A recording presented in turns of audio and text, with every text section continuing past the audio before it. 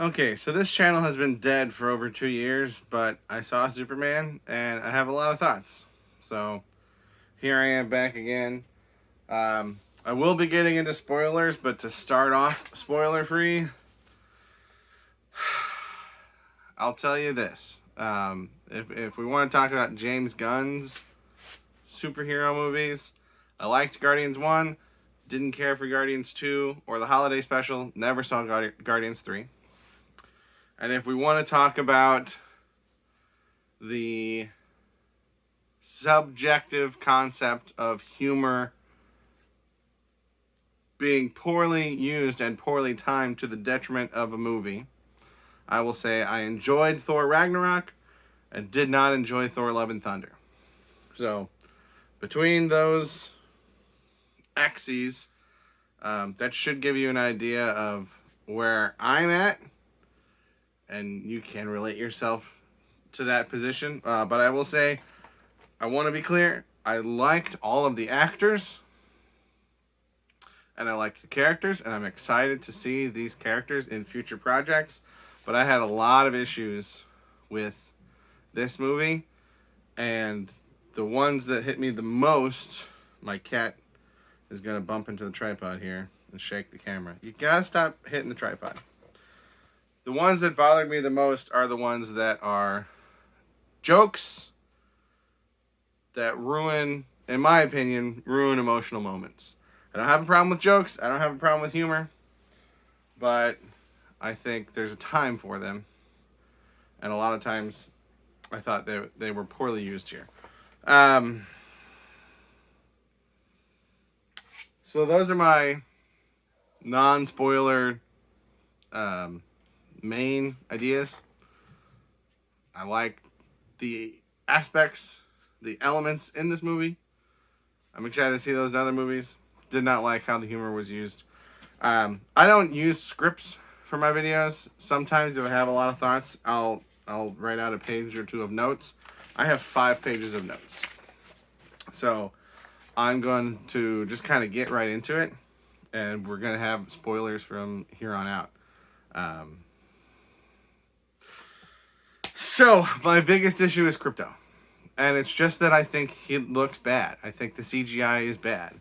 I haven't watched or listened to a lot of other people's reviews because I didn't want to get too colored by what other people think. But I've heard a lot of people like Crypto. My sister liked Crypto. And I wish the CGI didn't bother me so much. And usually I'm on the other side. Usually other people are talking about what they see as bad CGI, and I'm like, I didn't even notice. I thought it looked fine. I didn't have an issue with Tarkin in Rogue One. Nothing about that stood out to me. So, I totally get that this is a subjective thing. To me, there was not a single shot of Crypto that looked like a real dog. And so it was hard for me to buy into that because it just looked like a cartoon. There was another dog in the movie that looked like a real dog. And for as much as I can, when I bring up an issue, I'm going to try and explain how I think it could have been done better. Because part of the reason that I let this channel die is because I didn't like how negative I was being all the time. So I'm going to try to follow up with some positive criticism, like how it could have been improved, I think. Because I don't want to just be like, this was bad and this was dumb and this was stupid. I want to explain why and how I think it could have been better. So with Crypto, I think compared to things like Rocket Raccoon and even the kaiju monster in this movie, those I think look fine because they're not real things.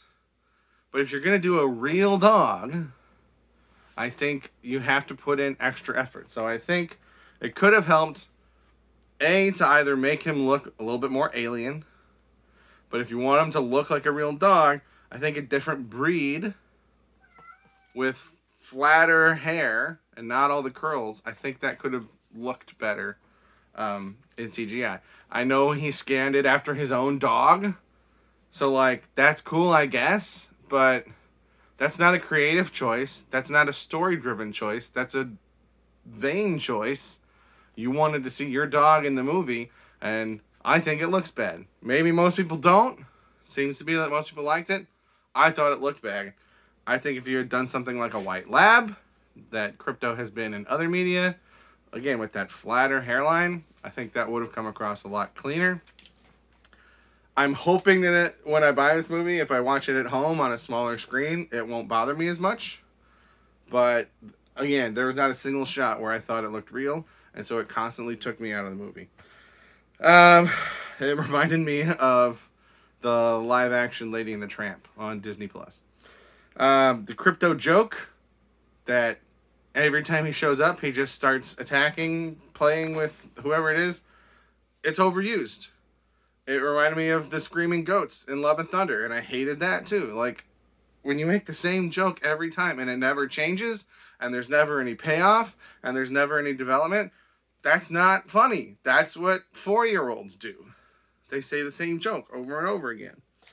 I counted in the movie 4 different times that joke happens. There might have been more. I tried remembering them after the fact, and I couldn't quite line them all up. But roughly around 4 times, Clark calls Krypto, or Krypto shows up, and Clark needs his help, and instead of helping, he just goes and starts playing with him. That's a funny joke once. It's not a funny joke at the very beginning of the movie where Clark is injured and seemingly on the brink of death, and we're supposed to be concerned for him, and then Krypto starts being silly. It's not a funny joke when we're concerned about Metamorpho's baby and Superman is trying to save him and get them out of this prison, and Krypto is just being a silly goofball. That's not a funny time for those jokes, in my opinion. And I should say, like, I'm not trying to convince anyone of anything in this video. If you liked the movie, great. I liked parts of the movie. I'm not trying to tell you should dislike the movie. I just have a lot of thoughts, and I feel the need to get them out. I gotta start going faster, though. Krypto could have helped fight directly rather than just destroy the cameras. So when it's established that Luthor is using his knowledge, his study of Superman's fighting styles to counteract that with Ultraman, my thought was, okay, so if Krypto shows up to help, he hasn't studied Krypto's fighting styles. Krypto is a dog. He's a lot harder to predict. So that's how we can turn the tide against Ultraman. Not exactly how it went down. He ended up destroying the cameras, but I thought that could have been more interesting another way. The whistle signal that Clark uses for Krypto takes too long. Every time we see it, it's several seconds long. I know that's a small nitpick, but like, just have it be a short whistle. At the beginning, he's almost dying, but then he's perfectly fine when he does the whistle. And then at the end, Ultraman's got him, and he does a super long whistle, and neither Ultraman or Lex thinks to react and stop him. It just plays out the super long whistle. It's too long. Superman. During his interview, I'm just reading off my notes because I'm trying to go fast. During his interview with Lois, Superman is adamant and confident that he is right without question. But at the end of the movie, he tells Lex that he's always worried that he makes mistakes. These two scenes contrast each other. We never see him actually struggling with the emotions. There should have been more about it between him and Lois earlier in the movie. And we should have been able to see him struggling with trying to do what is right. We get a little bit of that when they're fighting the kaiju monster with the Justice Gang. But he kind of just lets them kill it. And he doesn't seem that upset about it. I think this is poorly handled in this movie. And it's also very similar to what we've seen with Captain America and the Sokovia Accords in the MCU. If you're going to repeat something that's been done before, you can't do it worse. Superman's morals are inconsistent. The shots of him going out of his way to save humans are cool, but I think the squirrel is overkill. Unless it's not really a squirrel. I'm like, is this a secret Green Lantern or something? Is it Martian Manhunter? I don't know. But assuming it's a squirrel, if you're going to go that far, you can't also have him making jokes about torturing the president of Baravia and threatening to kill him. Also, towards the end, when Lex sends all his goons after Superman, some of those men almost certainly died in that fight. Not to mention, he seemingly kills his own clone. This may later be revealed to be some kind of phantom zone or another dimension, but it seems unlikely that Superman would have known that when he pushed Ultraman into the black hole. The conflict about wanting to save the giant monster is good, but then he gives in easily to let the Justice Gang kill it. It would have been more impactful for him to fight against the Justice Gang to try to help them save it, not kill it. This is done much better in the Daredevil series, between Daredevil and Punisher. It also makes me wonder if this version of Superman is a vegetarian, and if so, how that aligns with his farm background. So again, just like, if you're gonna make this intentional choice to show him saving the squirrel, you gotta do more with that. You can't just put that in, but then let them kill this monster and have him be a good old farm boy that slaughters animals, because that's what farms are. Weird choice. If they had just not put the squirrel shot in, then it wouldn't have hit in my brain. Side note, if he had successfully saved the kaiju monster, an intergalactic zoo, like he mentions, would have been a cool post-credit scene. I didn't really care for either of the post-credit scenes that we got, so throughout my notes, I have some alternative suggestions. I don't like that there's no effort by Superman to make a Clark Kent character. At least none that we see. I also don't like that the movie tries to make the glasses work. Will you be quiet? I'm trying to talk to the camera about why I'm angry. They try to make the glasses work by using hypno glasses, but in real life, it's very easy to recognize someone you know without seeing their face. So, again, if they hadn't said anything, it would have been easier to not think about. But because they kind of address it, and you think about it, it doesn't work. An interesting post-credit scene could have been Green Lantern accidentally revealing Clark's identity to someone else. This could have made more out of his scene with Lois than a simple joke. There's the cattail. You coming up? When Superman learns that Krypto has been taken and goes to confront Lex, his line of how far he's allowed to go is in a weird spot. If you're going to go fly in and throw stuff around, you got to know that the optics will be bad. So you might as well just pick Luthor up and fly him around to try to scare him into talking. If you're not willing to actually do anything to Luthor, then going in the way you did instead of making a public plea to Lex or just entering calmly is a strange choice. You could argue that his emotions are clouding his judgment, but we never really see him care that much about Krypto. Superman never plays with Krypto. Superman only uses Krypto for his own benefit, and as we later find out, Krypto isn't even Superman's dog. A scene later, Clark sits calmly and defeated. He says he's been searching for Krypto, but we aren't shown what that looks like. We never actually see Superman caring for Krypto in any real way, so this scene with Lex comes off strange. Next point.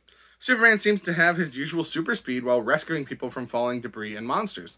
So why, when the engineer is trying to fill his lungs, why is he only pulling the nanites out at regular speed instead of super speed? That's weirdly inconsistent. These are vaguely, roughly organized by character, so next up, some notes about Lex. Lex is inconsistent. I love seeing how smart he is to beat Superman by studying his fighting, and I'm okay with that not being efficient. I've seen other people point that out, that method is not efficient. I'm okay with that because, to me, it's because he wants to beat Superman personally, or as personally as he can. But letting Eve constantly take pictures around sensitive material and never putting any kind of restrictions on her phone is very stupid, right? Lex Luthor, smartest man in the world, you would think that he would at least mess with her phone so that either it got deleted or she couldn't send stuff out. But, like, why is he letting her take all those selfies in the first place? He doesn't want that kind of stuff out there. So it's weird that he's so smart in one area and so dumb in another. Lex's exposition monologues are very forced. At the fortress to the engineer, and in the pocket dimension to Superman. Even if he wanted to go to Superman, that's not what that scene was. In contrast, Mr. Terrific's exposition monologues to Lois feel much more natural. Terrific knows Lois is ignorant about the situation and wants to inform her. Lex, on the other hand, doesn't need to inform the engineer about the fortress info. She even says, "I know," when he's done.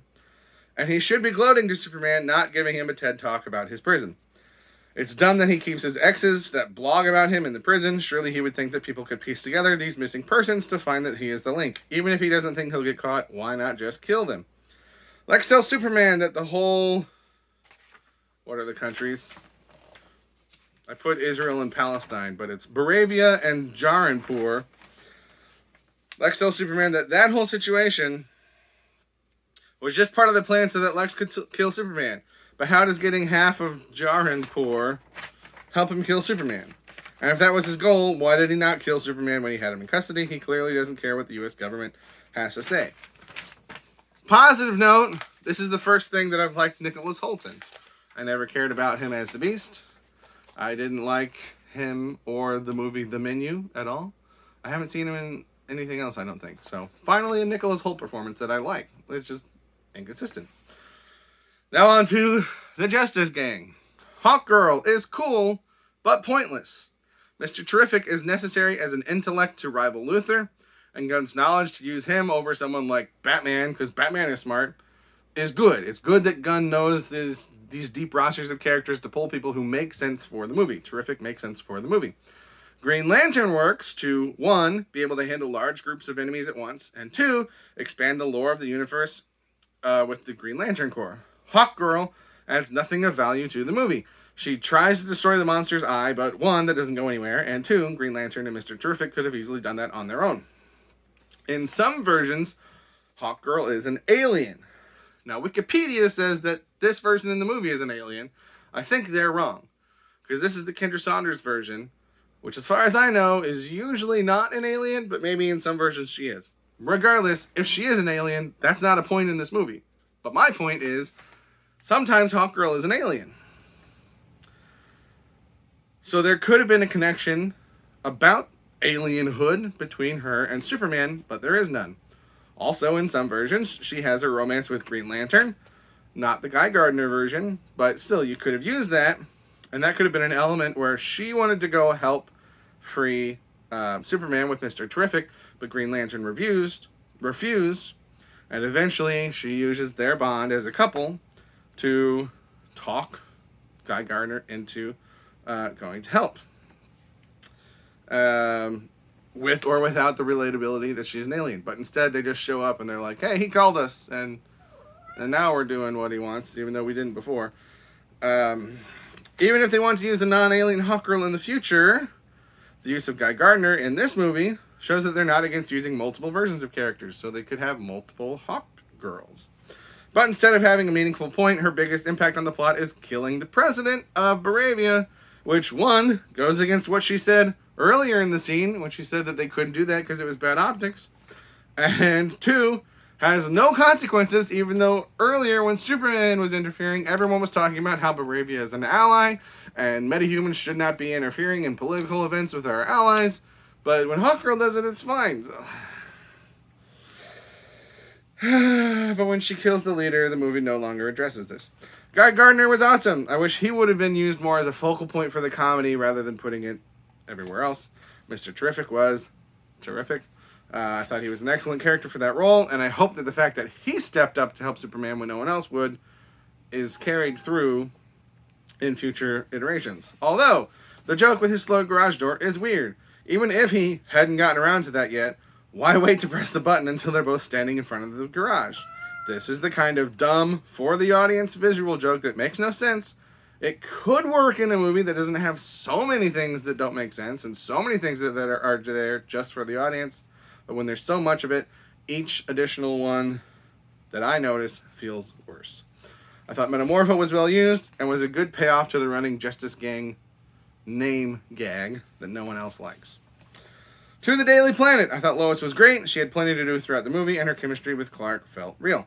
I don't mind the actor that played Jimmy Olsen, but I thought it was weird how every female character was so into him, and Eve herself was an unrealistic character. Their dynamic could have been played a lot straighter, with him actually apologizing, and the two of them working past their differences to work together to stop Lex, with Eve's selfie persona having been an act, but it was very weird how all of that played out. Also, I don't think it's a flaw per se, but I expected some commentary to be made about the planet's role as a newspaper in modern society. Nothing about how they needed to keep readers, nothing about being owned by billionaires, nothing about moving into other media platforms. No issues for the planet of any kind. Putting too much focus here would have taken away from other aspects, but not acknowledging it at all feels lazy and makes it not seem like a real element of a modern world. Even the Justice Gang is said to be financed by Maxwell Lord, who we later see, played by Sean Gunn. So having nothing mentioned about who is pulling the strings of the planet feels like an oversight. At the end of the movie, Superman and Lois leave to have an interview, and Perry White asks Jimmy Olsen, how long have they been hooking up? And Jimmy says, about 3 months. Does this suggest that Jimmy and Perry know that Clark is Superman, or they think that Lois has been dating Superman, but not Clark? So they're observant enough to catch half of it, but not the other half that's with them every day? We've seen no public relation between Lois and Superman. He gives all his interviews to Clark, And even Lex mentions Clark as a reporter he wants to kidnap, which goes nowhere, and not Lois. So what exactly has Jimmy been saying that tells him, accurately, that Lois has been with Superman for 3 months, but still leaves him completely unaware that Lois has been seeing Clark for 3 months? This is a weird line that I don't know why it's in the movie, and it makes me think of all this other stuff that I wouldn't have thought about if you hadn't put that line in the movie. It's also weird when Clark is almost giddy about him and Lois arguing at the office and Jimmy eating it up. Very strange 3 months into a relationship. That feels more like a first few weeks of the relationship. I just realized I skipped over something with Superman. Maybe I've got it somewhere else. Some miscellaneous stuff. Maybe it's in here. The Justice Gang and Metamorpho are fun, but the joke with the Justice Gang fighting the monster in the background while Clark and Lois talk does nothing but take away from the emotion. It has no impact in the plot. Literally, it has no meaning to the movie whatsoever. It is only a negative. We didn't need to see the growing monster. There was no point to that build-up. You could have just had Lex say, "I'm working on a distraction," and cut to the giant monster. Could have used that time to help flesh out other things that matter more. This isn't a flaw, but I really wanted to see Spider-Man. I really wanted to see Superman just flying through all the glass cages in that prison and shattering them to free everyone. That probably would have caused problems, so I'm not upset that they didn't do it. But when I saw all those glass cages just sitting there, I'm like, how cool would it be if he just flew through them all? In Act 3, Mr. Terrific tells Superman that Mr. Terrific needs Superman in Metropolis rather than Superman going to the Barabian border to stop the dimensional divide, but Superman plays no part in stopping the divide. Mr. Terrific does this along with one of Lex's goons that has turned against him, but the only thing Superman did was interrupt, and later Krypto attacked Luthor. But Terrific could have easily taken care of Luthor by himself. Even if Superman hadn't defeated Ultraman, Lex hasn't trained to fight Terrific, so Ultraman wouldn't have posed the same threat to Mr. Terrific as Ultraman did to Superman. This is a weird choice after putting so much focus on the kids with the Superman flag in Jaradpur, whatever that country is. I did like Green Lantern's interaction with that kid, but I thought it would have been funnier if Guy Gardner had made his own Green Lantern flag, or kind of just covered up the Superman flag with some green. And also, that would have been a nice post-credit scene to have Superman fly over there and meet those kids. But it's just abandoned. To the Kents. I don't like that Ma and Pa Kent were so dumb with the phone. I think it's a very outdated joke. Old people can't use technology. I otherwise liked those characters and thought the moment with Jonathan and Clark was good. On to the L's. Jor-El and Laura-El. I don't mind the reveal and the lore change that they sent Kal-El to rule Earth, but there are several issues with how the movie does this. Number 1. Clark mentions in his interview with Lois that the recording from his parents is his most treasured possession, but this interview is never actually made public, as far as we see. Having the public know that, and then having the footage revealed, would go a lot farther to explaining why the public turned on him so fast. The fact that Superman, makes no effort to explain the situation, either to the crowd he is with presently, or through an interview with Clark or Lois, is ridiculous. Even with the rest of the footage restored, the original glitch is still clearly visible in the footage that is released. He could have easily explained that he had never seen that ending before. Even if people didn't believe him, it would have at least been more than doing nothing. Everything about the L's in the video, their posture, tone, and the way they speak before the ending, does not line up at all with the revealed ending. This movie lays out breadcrumbs for a few different reveals in other cases, like the DNA clue with the Fortress of Solitude being a clue that Ultraman is a clone, and Eve constantly taking selfies as a hint that maybe she has more going on, and Clark mentioning that the dog is a foster dog before revealing that she is Supergirl's dog. There could have been something in their presentation to make it seem off before the final reveal. I think that would have also done more to convey to the audience that it was real, rather than how hard the movie insists, all the top experts confirm this isn't fake, so it's definitely not fake, no way, I don't know, don't even ask.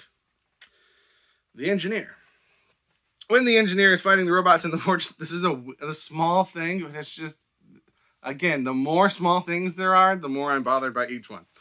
When the engineer is fighting the robots in the Fortress of Solitude, there's a weird shot where she starts to do a back handspring, but then stays on her hand and her whole body morphs so that she is then just standing and facing the opposite way how she was before. There is absolutely no reason for her to do this in a fight. It takes way longer than simply turning around. It was only done because the movie thought it was a cool visual. But if you're going to do that, you should make that show-off energy part of her character and have her do it more often. Doing it once for absolutely no reason is just a weird choice. Like Lex walking through those exploding robots and not even reacting to the debris. Side note on that, and I have seen other people talk about that, it feels like it's going for a similar vibe to when Cutler Beckett is walking across the ship in Pirates of the Caribbean as it is exploding. But that character is in a much different headspace, and his lack of awareness of his surroundings makes sense in that moment. I suppose you could argue that Lex is just so focused on getting to the console that he is absent of everything else, but it just feels like a lazy way to try to make him look cool when really it should have taken one of his eyes out. On to Supergirl. I don't mind this portrayal of Supergirl, but I think a lot of people are going to be turned off by it. And if this is the characterization that we're going to see in her solo movie, maybe it's smart to warn people ahead of time. But based on what I've heard of the comic her movie is supposedly based on, that doesn't seem to be the case. And if it's not, I think they are unnecessarily turning people off to that character and therefore that movie for no reason. Lastly, I just want to reiterate, I thought the actors all did well. And I am excited to see these characters in other movies. And I liked how the finale was split into the 3 different elements, with the Justice Gang stopping the war, Superman and Mr. Terrific, and Krypto stopping Ultraman, and Lex Luthor, and Lois Lane publishing the story to help out Superman's public image. I liked parts of it. There's just a lot that seemed like it was in there for no reason. I am a big Superman fan. If you didn't notice my props here, I've got all the movies. I've got all the shows. I haven't watched every single episode, to be fair, of every single show. But this feels like there was so much in here that didn't need to be in here. And when you put things in as a joke, but they make you question things about the logic of the world, in my opinion, that's a bad inclusion. Okay? I thought a lot of Green Lantern's jokes were funny. Right? I don't have a problem with jokes, but when you put in a joke that breaks the logic, and you put in a bunch of those so that I start noticing them more, I don't think that plays very well. Of the people whose reviews I've watched, most of them seem to like this movie. So I may very well be in the minority. And like I said, I hope people like movies. And that's part of why I stopped doing this channel, was because I hated how negative I was being all the time. And I stopped going to see movies because I didn't like how I reacted to it. But I can't help myself. I go to see this movie and I see all this stuff. And I'm like, I got to talk to somebody about it. And nobody in my real life wants to hear me complain about a movie that they haven't seen. So thank you. If you've watched this, you are my outlet. I really do like these characters. I hope I see them in better movies, but I didn't love this movie. I'll buy it at some point when it comes out because I gotta have it in the collection. And hopefully, like I said, on a smaller screen, hopefully the dog doesn't look as bad to me. That was having that be one of the first things in the movie, the bad looking dog and the badly timed joke, I think really set my brain in a negative space that carried through the rest of the movie.